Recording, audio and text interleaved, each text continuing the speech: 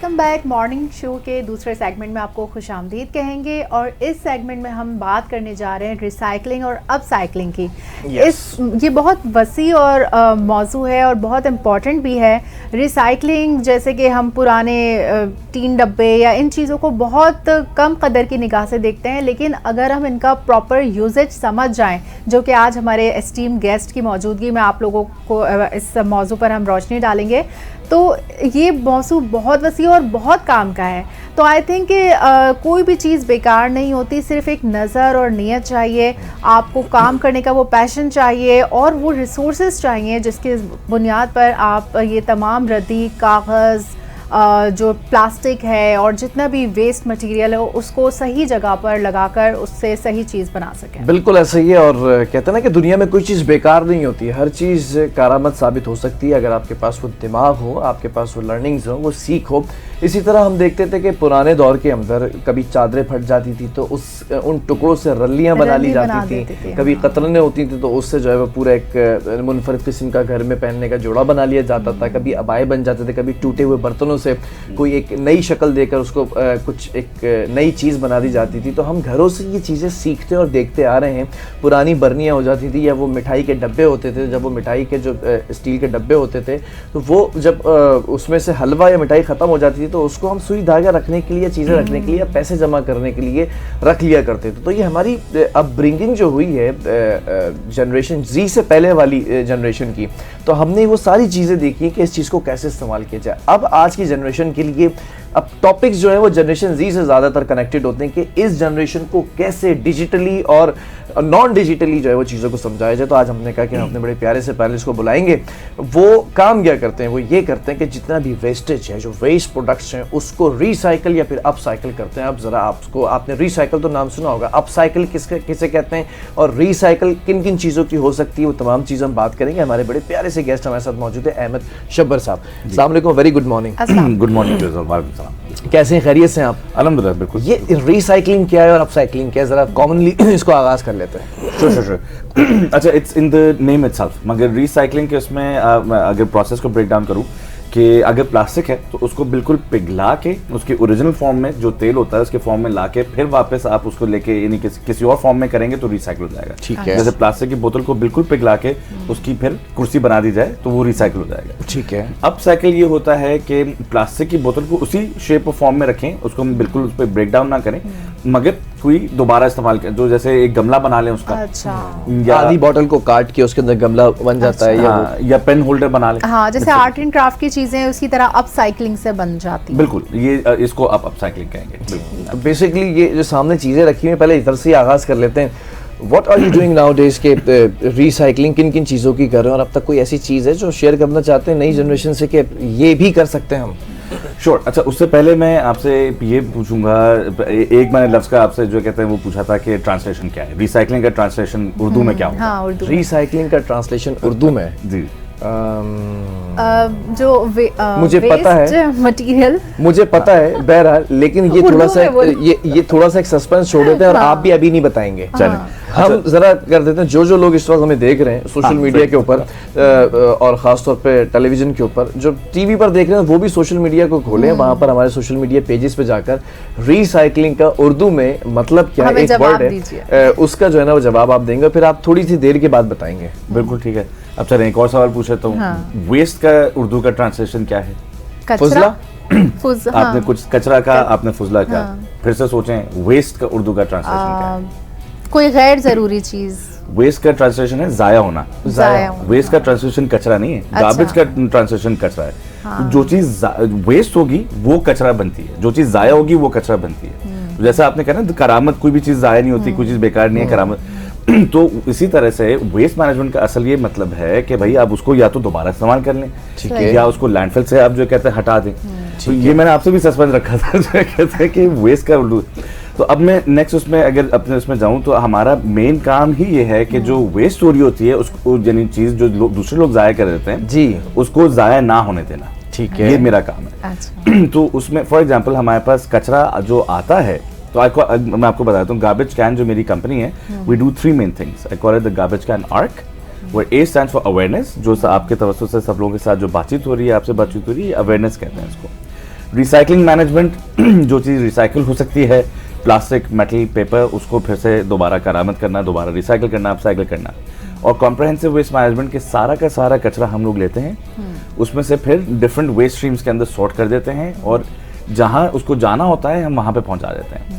तो जैसे landfill waste है जो रिसाइकिल या अपसाइकिल नहीं हो सकता, वो लैंडफिल में जाके फिर दब जाता है। जो ऑर्गेनिक वेस्ट है वो उसका कंपोस्ट बन जाता है, फर्टिलाइजर बन जाता है। फिर प्लास्टिक के भी अलग अलग फॉर्म्स हैं, HDPE प्लास्टिक है, पेट है, आपका LDPE प्लास्टिक है।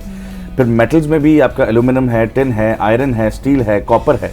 फिर पेपर में भी आपका कार्डबोर्ड है, रद्दी कागज़ है, आपका ये अखबार के भी अलग अलग इकसाम हैं, मैगजीन पेपर और नॉर्मल पेपर।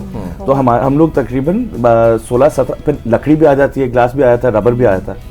तो हम लोग तकरीबन 16-17 डिफरेंट वेस्ट स्ट्रीम्स के साथ काम करते हैं। ओके। अच्छा, मैं अपने कैमरामैन से कहूँगी कि यहाँ पर वो रुख करें कैमरे का, और हमें ये बताएं कि ये जो आपने ईंटें यहाँ पर रखी हैं, इसमें कौन सा रिसाइकल मटेरियल यूज़ हुआ है, और ये बॉटल्स किस काम के लिए? बिल्कुल। अच्छा, इसके बारे में जो वेस्ट स्ट्रीम, जैसे मैं कहता था, एक वेस्ट स्ट्रीम ये हुई कि प्लास्टिक की बॉटल आई, उसका फाइबर बना और टी-शर्ट बन गई। ये हमने एक पिछले दिनों में एक नई वेस्ट स्ट्रीम के साथ ज़रा सी कोशिश की है कि एंड इसको प्लास्टिक को कहाँ कर दें। ये जो ईंट आप देख रहे हैं, इस ईंट के अंदर ये प्लास्टिक की बोतल जो भरी हुई है, प्लास्टिक की बोतल भरी हुई है मल्टी लेयर प्लास्टिक से, चिप्स के रैपर्स कटे हैं। हाँ। सही। एक बोतल के अंदर तकरीबन 300-400 चिप्स के रैपर्स गए, काट के छोटे छोटे पीसेस करके। और फिर ये जो एक बोतल है, इसके अंदर गई है, चारों तरफ हमने इसको सीमेंट से भर दिया है। जो नीचे वाली आप ईंट देख रहे हैं, इसमें 2 बोतलें हैं। आपको जो है कहते हैं एक प्लास्टिक की बोतल का कप भी, वो कैप भी नजर आ रहा होगा उसमें। अच्छा, जबरदस्त। अच्छा, इसके क्या फायदे हैं? 300-400 अगर जो है चिप्स के रैपर्स आपके जा रहे हैं एक ईंट के अंदर, एक हमने 30 फीट की अभी दीवार एक बनाई है, उसके अंदर 800 ईंटें इस्तेमाल हुई हैं। 800 ईंटें का मतलब 1600 बॉटल्स। 1600 बॉटल्स को आप 300 चिप्स के रैपर से मल्टीप्लाई करें, तकरीबन 40-50 हज़ार चिप्स के रैपर्स एक 30 फीट की बोतल, एक 30 फीट की दीवार के अंदर चुन दिया गया। सही। अब वो अगले 20-25 साल जब तक वो दीवार खड़ी है, तब तक। तो क्या वो दीवार भी उतनी ही ड्यूरेबल होगी जितनी सीमेंट से बनी हुई दीवार होती है? जी बिल्कुल। हमने जो इसकी जो टेस्टिंग वगैरह करवाई है, वो जो कहते हैं comparable to the original brick है। तो इसका मतलब है कि अगर ये सारा वेस्ट मटेरियल जा रहा है उस सीमेंट की जगह, तो सीमेंट की इतनी कॉस्ट है, उस कॉस्ट को हम माइनस कर दें और ये रिसाइकल मटेरियल उसमें यूज़ कर लें, तो कितना फ़ायदा हो आवाम को? इसमें 3-4 आपके फ़ायदे हैं। सीमेंट की वजह से, जैसा आपने कॉस्ट का कहा, कॉस्ट की कमी। दूसरा, सीमेंट सबसे ज़्यादा गर्मी वो करता है, एब्जॉर्ब करता है। जो हम कंक्रीट जंगल कहते हैं, हीट इंडेक्स कहते हैं क्लाइमेट चेंज के उसमें। तो क्योंकि सीमेंट इसमें अब कम इस्तेमाल हो रहा है, तकरीबन 60% सीमेंट इस्तेमाल हो रहा है, 40% रिड्यूस हो गया, तो हीट इंडेक्स भी कम होगी, क्योंकि एब्जॉर्ब भी कम करेगी। इंसुलेशन भी बढ़ेगी, क्योंकि इसकी वजह से जो चिप्स के रैपर्स हैं उसकी वजह से इंसुलेशन बढ़ रही है। फिर आपका जो कचरे का, जो इतना सारा कचरा जब मैंने आपको बताया एक ईंट के अंदर अगर जा रहा है, तो वेस्ट भी कम होगा।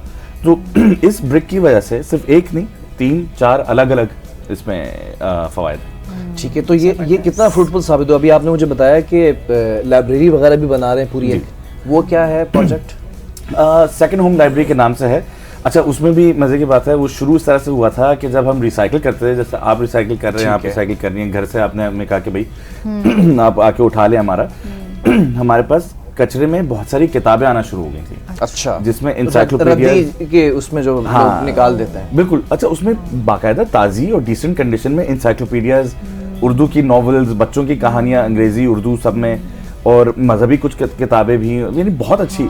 वो मेरा दिल नहीं माना कि मैं फेंकूं उनको, तो वो हमने एक जगह पे जमा करना शुरू किया। पिछले जो 2-3 साल में वो हमारे पास 3-4 हज़ार किताबें जमा हो गई। ठीक है। हमने कहा चलें इसकी लाइब्रेरी बनाते हैं। अब उस पर हमने कहा कि अगर कचरे की किताबें हैं तो लाइब्रेरी भी कचरे की बनेगी। अच्छा। तो असल ये था कि कब या तो कचरे की बनेगी या पुराने चीज़ों की बनेगी। अच्छा। तो एक दीवार हमने इन ईंटों के बनाई जो कचरे से बनी। कंस्ट्रक्शन भी इससे। एक दीवार हमने जो पुरानी चीजें रखी हुई थी हमारे पास, जिसमें पुराना लोहा, पुराने दरवाजे, पुरानी लकड़ियां, वो इस्तेमाल करके खड़ी की। एक दीवार में हमने ये डाला है मट्टी, घारे की, जो गांव में जो आप देखते हैं घारे की मट्टी की। और एक दीवार में हमने पुरानी बोतलें इस्तेमाल की हैं वेंटिलेशन के लिए। तो मतलब वो हवा पास हो तो ये बिल्डिंग, ये लाइब्रेरी की बिल्डिंग कहाँ पर है? ये शाह फैसल कॉलोनी में, और आप सबको भी मैं दावत दूंगा, बिल्कुल विजिट करें, और आपके ऑडियंस को भी दावत देंगे कि विजिट करें। अच्छा अहमद भाई, ज़रा ये बताएं कि हम जिस जनरेशन की बात कर रहे हैं, इस जनरेशन को तो मुझे लगता है कि शायद अभी तक ये नहीं पता कि अगर ये प्लास्टिक है तो इसको फेंक दिया तो इसको यूज़ कैसे करना है, या बर्तन अगर टूट जाते हैं तो वो तो नए की तरफ जाते हैं। आजकल की जो जनरेशन है उसका क्या किरदार हो सकता है रिसाइकलिंग के अंदर? मतलब how do you connect this Gen Z to your work? देखें, दो किस्म के डेमोग्राफिक्स हैं। एक वो जिनको एनवायरनमेंट का बहुत ज़्यादा ख्याल है, मगर जैसे आपने कहा उनको पता नहीं है कि करना किस तरीके से है, कि इन्फॉर्मेशन वगैरह। और एक वो जिनको एनवायरनमेंट का शायद इतना ना पता हो, जो यानी कहते हैं जो ज़रा से आपको लगता है कि जो अंडर सर्व्ड या इलिटरेट जो कहते हैं लोग होंगे, अनस्किल्ड लेबर वगैरह फॉर एग्जांपल जिसमें लेने, मगर उनको ये ज़रूर पता है कि रिसाइकलिंग की वैल्यू क्या है। उनको ये ज़रूर पता है कि बोतल को उर्दू में गैस यानी कहते हैं, मार्केट में गैस बोतल कहते हैं, कैन को चूरी डिब्बा कहते हैं, रिसाइकलिंग को उर्दू में क्या कहते हैं, तो उनको वैल्यू पता। चले आप बता ही दें रिसाइकलिंग को उर्दू में क्या कहते हैं। वही कि मैं बार बार, रिसाइकलिंग को उर्दू में कबाड़ कहते हैं, और रिसाइकलर जो कि मैं हूँ मुझे कबाड़ी कहेंगे। तो अच्छा, आपने एक टर्म और यूज की थी, आप क्या हैं इस दौर के? मैं 21वीं सदी का कबाड़ी हूँ। अच्छा, और आप लोग ये देखें, ये इतनी ज़बरदस्त लाइब्रेरी भी बना चुके हैं और इतनी बड़ी कंपनी चलाते हैं गार्बेज के नाम से, गार्बेज कैन के नाम से। तो ये कोई छोटे मोटे नहीं है, अमेरिका से पढ़ के आए हैं। और जो कबाड़ी का एक कॉन्सेप्ट है ना, ये उसको रिसाइकलिंग और अपसाइकलिंग वाली फॉर्म में लाकर एक नया जिद्दत दे रहे हैं। और माशाल्लाह ये काम जो है किसी भी तरह से कम नहीं कहा जा सकता, बल्कि ये हमारे ना सिर्फ हुकूमत की एक तरह से खिदमत कर रहे हैं, बल्कि आवाम की खिदमत कर रहे हैं। और वेस्ट मटेरियल से अगर कोई ऐसी चीज़ बना रहे हैं जिसे आप कंस्ट्रक्शन में यूज़ कर सकते हैं, कितना मतलब मुफीद हो सकता है ये सब काम। अच्छा जी कंटिन्यू करें। हाँ सॉरी, तो आपका जो सवाल का जो जवाब था कि आजकल की जनरेशन रिसर्च एंड डेवलपमेंट के अंदर है, और रिसर्च एंड डेवलपमेंट में आएंगे तो खुद ही, यानी जैसा आपका असल जो मुद्दा था कि जी घरेलू चीज़ों से क्या चीज़ें बन सकती हैं, तो इनको सब लोगों को सब कुछ पता है। हाँ। सारी चीज़ें हैं, बस जो कहते हैं they just need to look at something and see कि अच्छा इसको अगर इस तरह से कर लें तो क्या होगा। ज़रा से सवाल पूछें और रिसर्च एंड डेवलप। क्यों आजकल की जनरेशन बहुत ज़्यादा यानी टेक के हवाले से सोशल मीडिया में कहाँ की इंफॉर्मेशन हर जगह को मिल रही है, तो उसी को देखते हुए मैं ये कहूँगा कि R&D यहाँ पर आपको किस चीज़ ने थोड़ा सा जो है वो मोटिवेट किया कि इस बिजनेस की तरफ आए? You used to be in America, और वो पूरा एक जो है वो न्यूक्लियर और सारा कुछ एक आपका एक पूरा बैकग्राउंड है। Then you shifted towards Pakistan, और फिर ये पूरा गार्बेज की तरफ आना और गार्बेज को, वेस्ट को रिसाइकिल और अपसाइकिल करना। What things compel you? Right, well मेरा हमेशा से ये रहा था कि कहीं जहाँ पे भी मैं काम करूँ वो सस्टेनेबल हो। सस्टेनेबल से मुराद यानी मेरी सस्टेनेबिलिटी होगी, मैं खुद जो है लाइवलीहुड बना सकूंगा, तो मैं अपने एम्प्लॉयज़ को भी सस्टेन करूंगा, मेरे एम्प्लॉयज़ जो कहते हैं हमारे कस्टमर्स को और कम्युनिटी को सस्टेन करेंगे, और वो एनवायरनमेंट को सस्टेन करेंगे। और फिर उल्टा भी, एनवायरनमेंट सस्टेन होगा, कम्युनिटी और सब लोग सस्टेन होंगे, मेरे एम्प्लॉयज़ सस्टेन होंगे, मैं सस्टेन होगा। तो एक चेन है। तो इस वजह से जब मैं अमेरिका में भी न्यूक्लियर रिएक्टर में काम कर रहा था, तो I was working with nuclear waste as well. तो उसमें भी सेफ्टी सिक्योरिटी की हमारी जो वो तो बड़े प्रोटोकॉल्स होते हैं उनके, तो बिल्कुल उस वेस्ट को ले जाने के या उसको रीयूज करने के, बिल्कुल वो बाकायदा हमें एक एक चीज़ जो है डस्टबिन से निकाल के देखनी होती थी कि जो कहते हैं भाई सेफ है नहीं है, फिर उसके बाद वो प्रोसेस होकर दूसरी जगह पे जाके स्टोर होती थी फिर आगे। फिर इसी तरह से नासा के साथ भी जो मैंने काम किया वो to remove carbon dioxide from the air stream international space station के लिए, जो अल्हम्दुलिल्लाह हमने कॉन्सेप्ट डेवलप करके दिया था, वो इंटरनेशनल स्पेस स्टेशन के लिए था। तो वो भी इम्पैक्ट था एनवायरनमेंट के ऊपर, सस्टेनेबिलिटी के ऊपर। तो फिर ऑफ कोर्स हमारी फैमिली वगैरह यहाँ पे, सब लोग यहाँ पे हैं, तो हमने कहा कि पाकिस्तान में भी काम करके देखते हैं। अच्छा, पाकिस्तान में 2-3 साल मैंने इंजीनियरिंग की नौकरी की 1-2 इदारों में, उसमें मज़ा नहीं आया। तो हमने कहा कि क्योंकि न्यूक्लियर उसके बाद अब, तो मैंने कहा कि जो एक चीज़ जो मुझे सड़क पर चलते हुए नजर आती थी सबसे ज़्यादा, वो क्या था? कचरा।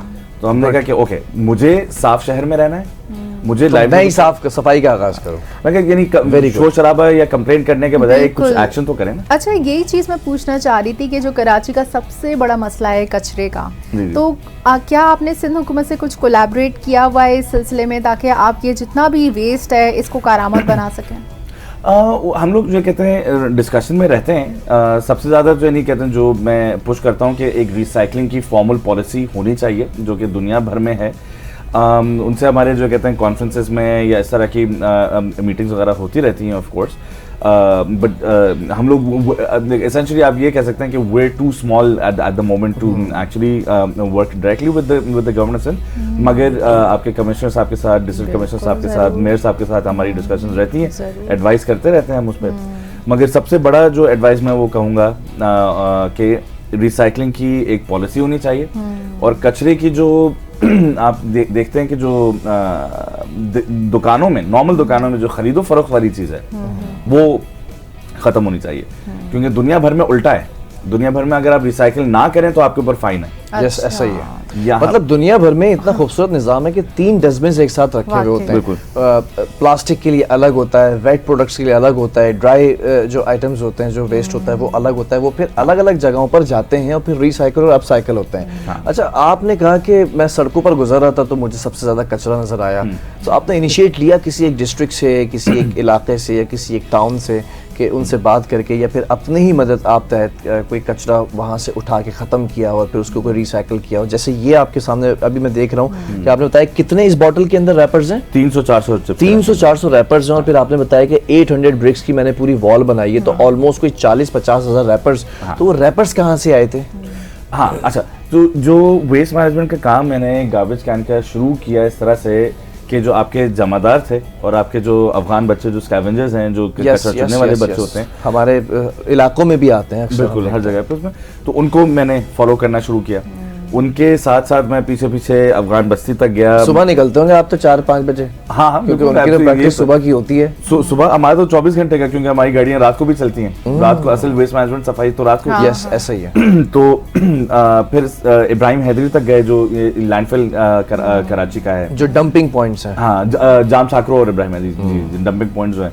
बाकी बहुत सारी कचरा कुंडी हमने देखी। फिर उधर से हमने रिसाइकलिंग का जो है एक सुजुकी बोरो की,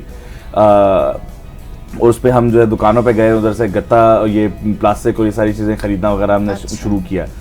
फिर वहाँ से यूनिवर्सिटी ऑफ कराची से हमने जो कहते हैं स्टार्ट लिया कि जो यूनिवर्सिटी ऑफ कराची को हम साफ करके देते हैं। अच्छा, ये जामिया कराची के अंदर भी आपने प्रोजेक्ट किया? हमने की उनके साथ। उसकी तो स्टोरी बताएं, क्या था वो, कब किया, कैसे हुआ? वो 2017 में हमने जो है पहले स्टार्ट किया था, और it was simple, क्योंकि जो है देखें जामिया कराची में कितना बच्चा जाता है, तकरीबन 40-50 हज़ार फुटफॉल है। अगर उसमें से 1 या 2 यानी कहते हैं भी पानी की बोतलें अगर वो बच्चा पी ले, तो तकरीबन 10,000 प्लास्टिक की बोतल वहाँ पे रोजाना की। सही बात है। तो हमने ये मॉडल इख्तियार किया था कि जी हम रिसाइकलेबल्स उठाएंगे मगर सफाई करके जाएंगे।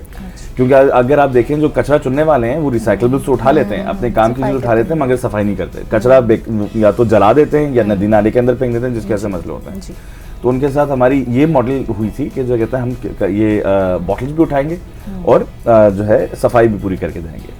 उसमें फिर हमने गधा गाड़ी भी चलाई है, क्योंकि जो कहते हैं जगह जगह पे जाके, और हमने जो कहते हैं चिंचियाँ वगैरह भी ली हैं, बल्कि DW ने हमें कवर भी किया था। जो कहते हैं इंटरनेशनल मीडिया ने भी कवर किया था। फिर अनफॉर्चुनेटली कोविड हिट, तो जैसे ही कोविड हिट हुआ तो आपके बच्चे आना बंद हो गए, ताकि क्लासेस फ्रॉम होम होना शुरू हो गए। क्लासेस फ्रॉम होम, तो फिर अनफॉर्चुनेटली हमारा जो कहते हैं जो प्रोजेक्ट सुस्त हो गया थोड़ा सा। रेवेन्यू हमारा नहीं वो आ रहा था। तो इसलिए जो मैंने आपसे कहा ना कि ये कचरे में से पैसे खत्म करने वाली बात। अच्छा। क्योंकि देखें दुनिया भर में अभी कॉन्सेप्ट है द पोल्यूटर नीड्स टू पे, तो जो कचरा करेगा उसी को पे करना होगा। ऐसे ही है। अब जो ये अनफॉर्चुनेटली हमारा मॉडल, अब वो मैं उसमें डिटेल में जाऊंगा तो वो पूरा एक जो कहते हैं लेक्चर है वो पूरा कि फॉर्मल इनफॉर्मल इंडस्ट्री का मसला आ जाता है। इनफॉर्मल इंडस्ट्री के पास रिसाइकलेबल्स हैं और फॉर्मल इंडस्ट्री के ऊपर जोर आ जाता है जो टैक्स पेयर के ऊपर कि जी कचरा किस तरह से उठाना है, किस तरह से वो करना है। ठीक है। तो अब ये जो कॉस्ट जो है जो इनफॉर्मल इंडस्ट्री के पास चली गई, ये आपके टैक्स नेट के अंदर आ रही है, ये आपके ट्रेजरी के अंदर भी नहीं आ रही। आप क्या करेंगे, किस तरह? अच्छा, एक बड़ा कॉमन क्वेश्चन है, आपने ये ईंटें बनाई हैं और ये रिसाइकलेबल से ईंटें बनी हैं, इसकी कॉस्ट एक नॉर्मल ईंट से कम है?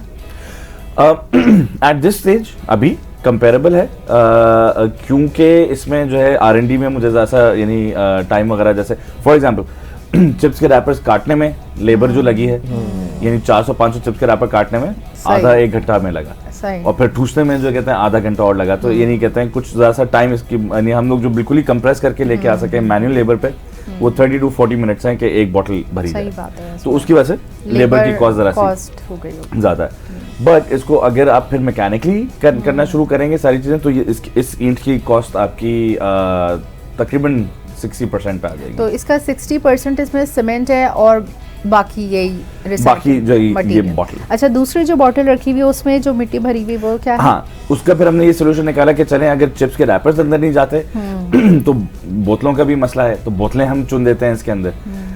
तो हमने मट्टी भर के ये बॉटल बनाना शुरू किया। ठीक है, मतलब ये कि ज़रूरी नहीं है कि हम प्लास्टिक में कागज़ यूज़ करें, हम मिट्टी कोई भी वेस्ट मटेरियल यूज़ कर सकते हैं। बिल्कुल।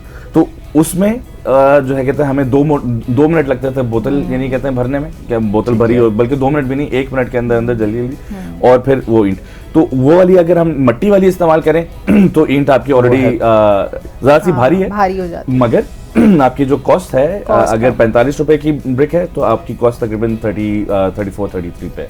Very good. अच्छा, और कौन कौन सी चीज़ें हैं साहब कि जिनको हम रिसाइकिल कर सकते हैं? जैसे कि बिल्कुल नॉर्मली है, जब भी रिसाइकिल की बात आती है तो प्लास्टिक बॉटल सबसे पहले दिमाग में आती है, एक बच्चे के दिमाग में आती है कि भाई प्लास्टिक सबसे ज़्यादा रिसाइकिल हो सकता है। और कौन कौन सी ऐसी चीज़ें जो आपके दिमाग में हैं या आपके अपकमिंग प्रोजेक्ट्स होंगे जिसके अंदर आप जेन ज़ी को भी इन्वाइट करना चाहें कि आए पार्ट बने?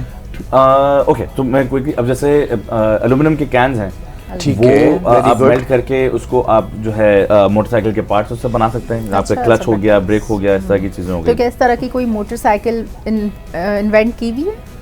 नहीं, ये तो नॉर्मल हर मोटरसाइकिल में इस्तेमाल हो रहा होता है। बल्कि कुछ कंपनीज हैं कराची में ऑलरेडी जो कि ये कर रही हैं ऑलरेडी काम। मोटरसाइकिल के हैंडल्स मेरे पास रखे हुए हैं जो कि कचरे के ही बने हुए हैं, यानी कहते हैं आपको हमें गिफ्ट किए थे। अच्छा, इसके अलावा तो उसके अलावा आपकी रोजमर्रा की चीजें, अब जैसे अपसाइक्लिंग की भी है। We're partnered with another organization called Rana Liaquat Craftsman Colony, entirely run by women। तकरीबन 700 खवातीन जो कहते हैं वहाँ पे काम करती हैं। वो अपसाइकिल करके उसको यानी जैसे ग्लॉसी न्यूज़पेपर आपका आता है, magazine paper, fashion magazine paper, उसको उससे कोस्टर्स बना देते हैं, टेबल मैट्स बना देते हैं। यस। दीपक परवानी का या खाड़ी का या कोयल का कतरन उनके पास जाता है, तो उससे जैसे आपने रलियां कही, उससे रलियां और मैट्स और ये सारी चीजें वो बना देते हैं।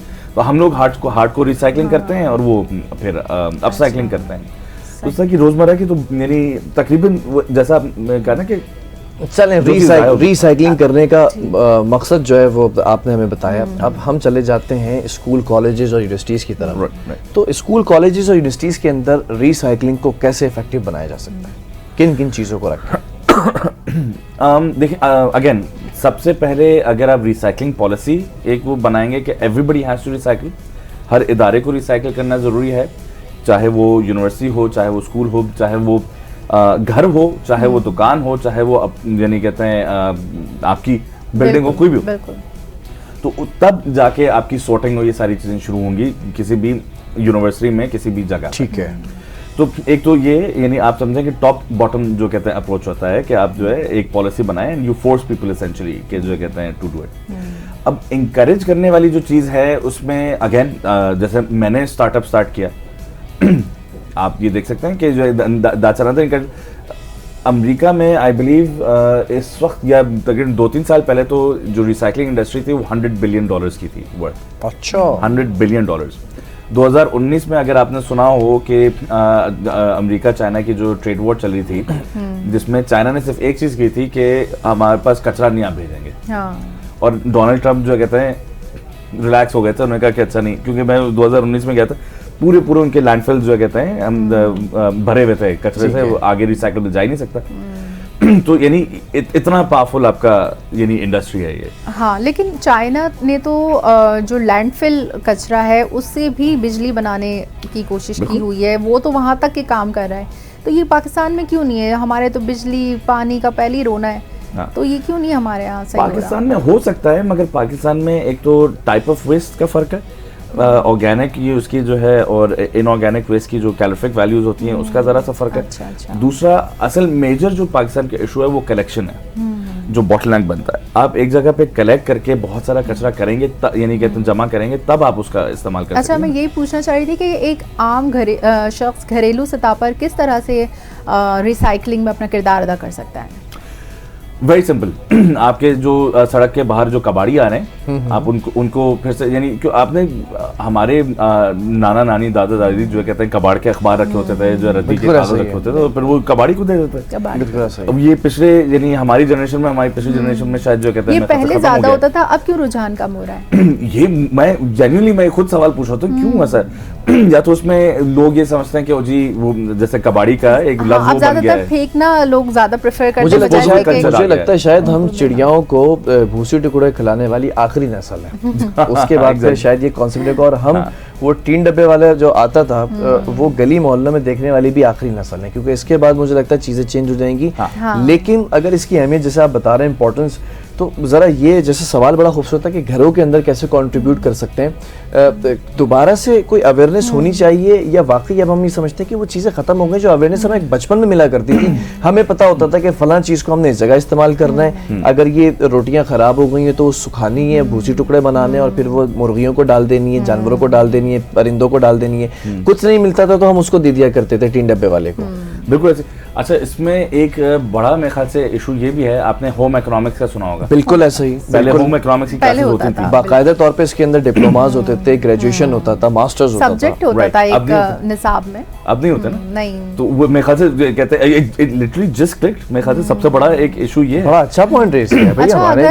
हमारे घरों में होती थी होम इकोनॉमिक्स, बाकायदा कराया जाता था, पढ़ाया जाता था। तो अच्छा, सॉरी मैं आपकी बात, 73% of the primary waste managers in the world are women, और होम इकोनॉमिक्स गियर्ड ही था खवातीन की तरफ। जो बाहर आपको जो मर्द नजर आ रहे हो, तो क्योंकि जो वुमेन खवातीन होम मेकर्स होती है ना, तो घरों पे अगर, यानी या चलें जो अब काम भी कर रहे हैं सारी, ऑफ कोर्स वो चीज़ है, मगर मेजॉरिटी अभी भी होम मेकर्स हैं। तो सबसे पहले कि जो घर का कचरा है वो मैनेज करती हैं। शी मेक्स श्योर के जो कहते हैं अच्छा रिसाइकिल क्या चीज़ होगी, फेंकेगी क्या, सारी चीज़ें। और जो होम इकोनॉमिक्स की अगर क्लासेस उनकी तरफ जो गेट थी वो खत्म हुई हैं, तो फिर इशू तो आएगा, डिस्कनेक्ट तो आएगा। और एक और एडिशनल चीज मैं कहूंगा कि we need to move the industry to the 21st century as well. तो आपने एक और सवाल किया था कि क्या और प्रोजेक्ट करें। नेक्स्ट इंशाल्लाह हमारी कोशिश है कि ऐप पे कबाड़ी सिस्टम भी ऐप के ऊपर लेके, अच्छा, कि ताकि जो डिजिटल होना चाहिए, क्योंकि आजकल दौर है। हाँ, मकसद क्या होगा उसका? घरों से अगर आप जो कहते हैं रिसाइकिल करना चाह रहे हैं, तो एक कबाड़ी के लिए इंतजार करने के बजाय एप्लीकेशन पर जस्ट क्लिक करें, वो आप तक पहुंच जाएगा, आप उस तक पहुंचा देंगे। जबरदस्त। तो इसका मतलब है कि अगर घरेलू सतह पर भी कोई रिसाइकलिंग के लिए आपकी हेल्प करना चाह रहा है, तो अगर वो कचरा डंप कर रहा है, तो क्या उसको प्लास्टिक की बॉटल्स अलग, जो लैंडफिल के लिए अगर जैसे चाय की पत्ती और दीगर सामान वो अलग, तो क्या इस तरह से कचरा फेंकना है, या फिर ये वही लोग रिसाइकिल करते हैं इस चीज़ को? ये एट दिस स्टेज मैं कहूँगा कि सिर्फ 2 डस्टबिन अपने पास रखें। एक डस्टबिन रिसाइकलिंग का और एक ट्रैश का। ट्रैश के अंदर आप जो है वेट ऑर्गेनिक वगैरह सारी चीजें, क्योंकि वेट ऑर्गेनिक जो है सड़ जाता है, तो वो आप 1 या 2 दिन आप स्टोर नहीं कर सकते, वो रोजाना के हिसाब से, तो रोजाना के हिसाब से। मगर जो रिसाइकलिंग है, अगर आपके घर पे जगह है छोटी सी, तो आप एक जगह क्या क्या आ जाता है? प्लास्टिक बॉटल्स, प्लास्टिक, कागज के प्रोडक्ट्स, गत्ते आ जाते हैं, गत्ता यानी अखबार, सही, मतलब वेट चीजें उसमें ना हो, और ताकि वो खराब ना हो। ठीक है। अगर आप रोजाना के हिसाब से आप मेक श्योर कर रहे हैं कि कबाड़ी आ रहा है आप उसको दे रहे हैं, तो उसको आप फिर वेट चीजें भी देना शुरू कर दें, जिसमें सब्जी के छिलके हैं, दीगर चीजें, तो वो भी आगे आपने देखा होगा, ये भी रिसाइकल हो जाता है। अब कंपोस्ट बनता है, खाद बनती है। हम लोग भी जो कहते हैं कंपोस्ट और खाद बनाते हैं सारी सब्जियों की सारी। अच्छा, एक चीज, 2 सवाल और हैं। जैसा भी आपने खाद का कहा, आई हैव हर्ड समवेयर कि पाकिस्तान से बाहर भी वेस्ट से खाद बनाई जा रही होती है, और उस खाद को बड़ी अच्छी जगह यूटिलाइज किया जा रहा होता है। तो do you think about this कि इस तरह का भी कोई प्रोजेक्ट होना चाहिए? ओह एब्सोल्युटली। और इस तरह के दीगर स्टार्टअप्स हैं ऑलरेडी जो कि इसके ऊपर फोकस कर रहे हैं, और हम लोग भी करते हैं इसमें। अब यानी उसमें जो है एक तो ग्रीन्स और ब्राउन्स का इस्तेमाल हो रहा होता है। एक जो है कार्बन में आपका बहुत ज़्यादा हैवी होता है, एक नाइट्रोजन में बहुत ज़्यादा हैवी होता है। तो when you mix it up और फिर जिस तरह से उसकी यानी कहते हैं खाद बनाई जाती है, तो over time it's a pretty good soil enricher. अच्छा, बल्कि जो कलर वाली जो जमीनें भी हैं दुनिया भर में, तो ये भी प्रूवन है कि अगर ये आप, क्योंकि नेचुरल है ना, तो इसमें यानी कोई चीज़ आप फॉरेन फर्टिलाइजर या कोई चीज़ डाल ही नहीं रहे, तो या केमिकल फर्टिलाइजर डाल ही नहीं रहे हैं, आप इसी चीज को जो है कहते हैं उसके अंदर आप दोबारा जमीन में दफन कर रहे हैं। तो अच्छा, मेरी अम्मी जो है क्या करती हैं, खाद में पौधों के नशोनुमा के लिए चाय की पत्ती और अंडे के छिलके ये सब डालती हैं ताकि उनकी अच्छी ग्रोथ हो, तो ये भी एक तरह का रिसाइकिल ही हो रहा है। बिल्कुल। और अच्छा, कुछ इस तरह के पौधे होते हैं जिनको पानी की ज्यादा जरूरत होती है, और पानी अगर आपके पास कम हो रहा है कुछ है तो उसमें आप फॉर एग्जांपल नारियल के जो छिलके होते हैं, जो हस्क जो होता है, मल्च भी जिसको कहते हैं, वो अगर डालें तो वो एब्जॉर्ब कर लेता है मल्च को, और तो आहिस्ता आहिस्ता आहिस्ता आहिस्ता पानी आपका ड्रिप करते हुए जाता है। So there are several solutions to it. और अच्छा, ये इतना बड़ा ज़बरदस्त शोबा है, आपने इतनी सारी बातें की कि I am just thinking, I wonder कि इसमें भी एक मास्टर्स होना चाहिए, इसमें भी एक ग्रेजुएशन होना चाहिए, इसकी भी पूरी प्रॉपर एक मुनज़्ज़म तरीके से सिस्टमेटिक स्ट्रेटजी बनाकर जो है स्टडी होनी चाहिए। इस फ़न को, इस शोबे को इंटरनेशनल सतह पर कैसे मुतारिफ कराया जा सकता है, खासतौर पर पाकिस्तान के अंदर आप जैसे जो टैलेंट हैं उनको किन चैलेंजेस का सामना है? चैलेंजेस तो बहुत सारे हैं, चैलेंजेस तो बहुत सारे हैं। Quote one of them. दो तीन मैं करता हूँ जो है क्विकली।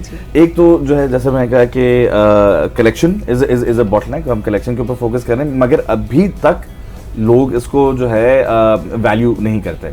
तो वी हैव टू, जब हम अगर किसी नए क्लाइंट के पास भी जाएं तो उनको हमें कन्विंस करना पड़ता है कि वेस्ट मैनेजमेंट इंपॉर्टेंट क्यों है। अच्छा, फिर बहुत सारे लोग कहते हैं कि अच्छा ये तो फलाही काम है, तो CSR है। तो मैं बिल्कुल क्लियरली इनको कहता हूँ, मैं क्या waste management is not CSR, waste management is an essential service. अब इसमें जरा सी एक ऑकवर्ड सी मैं एग्जांपल देता हूँ हमेशा।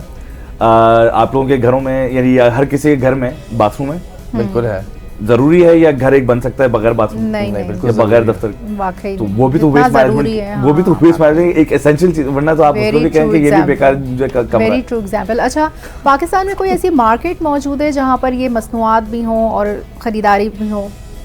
हाँ, हम लोग कर रहे हैं। हम वही मैं जो कहते हैं, जो बल्कि सिर्फ हम लोग नहीं है, कबाड़ी आपके जो कहते हैं गली के कोने पे जो आपको कबाड़ी नजर आएगा, यही कर रहा है, बाइंग एंड सेलिंग ऑफ, यानी स्क्रैप आपका पुराना इलेक्ट्रिकल आइटम, टूटा हुआ फर्नीचर, शीशा, अपने जो कहते हैं बाकायदा एक बहुत बड़ी इंडस्ट्री स्क्रैप मार्केट है रिसाइकिल की। हाँ, तो यानी बहुत से यानी कहते हैं उसमें। बहरहाल thank you so very much कि आप आए, और ये बहुत इंफॉर्मेटिव सेशन, ये जो पूरा आज का टॉपिक था ये बेसिकली बेस करता है, जैसे कि अभी ये पूरी ईंटें बनी हुई हैं, इस ईंटों से अब हम आपको दिखाएंगे ले जाकर वहाँ पर इंशाल्लाह इन अपकमिंग डेज के वो लाइब्रेरी किस तरह से बनाई जा रही है, और उस लाइब्रेरी की पूरी एक दीवार अभी तक एक्सपेरिमेंट करके ये बनाई गई है। इंशाल्लाह आगे जो है हो सकता है कि पूरा एक घर बनाए, और फिर उसको देखा जाए कि इसकी पेंट और वो जो थ्रेशोल्ड है वो और कितना इसकी है। ड्यूरेबिलिटी भी उतनी ही है जितनी आपने बताया कि आम सीमेंट से बनी हुई है, तो इसका मतलब है कि ये वेस्ट प्रोडक्ट से बनी हुई चीज़ें बेकार नहीं बल्कि ज़्यादा मुफीद हैं। बिल्कुल। अच्छा, उसके अलावा देखें, जैसे हम लोग ये टेस्ट कर रहे हैं, अभी हमने जो वॉल बनाई है वो एक फ्लोर की, यानी कहते हैं वी हैवंट एडेड एनीथिंग, तो स्ट्रेस वगैरह सारी चीज़ें चल रही हैं, मगर ये जो सिंगल वाली जो ब्रिक है आप इसका फुटपाथ बना सकते हैं, आप इसको जो सड़क के ऊपर पेवर के लिए इस्तेमाल कर सकते हैं। तो जो क्रिटिकल इंफ्रास्ट्रक्चर है वो सही है, आप इसका ना बनाएं, मगर जो यानी बीच में जो पेवर्स इतने सारे लगे हुए हैं और हर साल वो पेवर्स चेंज होते हैं, तो आप ये चीज़ उसके लिए इस्तेमाल करें, तो लाखों करोड़ों की उसमें आगे इस्तेमाल। बहरहाल अगर आप भी अपनी इर्द गिर्द इस तरह की चीज़ें देखें तो आप भी रिसाइकिल और अपसाइकिल की तरफ ले जा सकते हैं उनको। बेसिकली मकसद ये है कि आज दो टॉपिक हमने कवर करने की कोशिश की। हमने फ्राइडे को बताया था क्लाइमेट चेंज, और क्लाइमेट के अंदर जिस तरह से बिगाड़ पैदा हो रहा है वो इन चीज़ों का भी एक बड़ा रोल है, और ख़ास तौर पर जो सी इकोनॉमी है हमारी, ब्लू इकोनॉमी की अगर बात करें तो ब्लू इकोनॉमी भी डिस्टर्ब हो रही है इसी प्लास्टिक की वजह से, वेस्ट की वजह से और इन तमाम फजला की वजह से। अगर इनको रिसाइकिल करने में आसानी होती है तो शायद अर्थ एनवायरनमेंट बहुत हद तक हम सही कर सकते हैं। बिल्कुल। वैसे भी हमें माहौलियाती आलूदगी का सामना है, तो ऐसे में अगर हमारे पास एक सोल्यूशन मौजूद है इसका, तो व्हाई नॉट। बहरहाल प्रोग्राम का ख़त्म हुआ है मशाद, आपका बहुत शुक्रिया। मेरी पूरी टीम और मेरी को होस्ट और मेरे गेस्ट को दीजिए इजाज़त। कल फिर एक अच्छे से टॉपिक के साथ हाजिर होंगे, जब तक के लिए अल्लाह हाफ़िज़।